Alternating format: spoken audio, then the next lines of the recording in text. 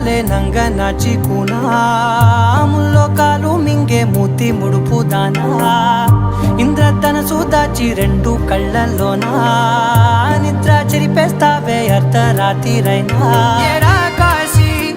రాసోనిది ఏ గడియల్లో పుట్టావేనైనా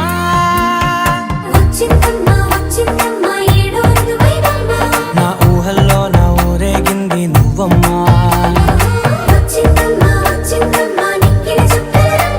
నా బ్రహ్మచర్యం బాకీ చెరిపేసిందమ్మా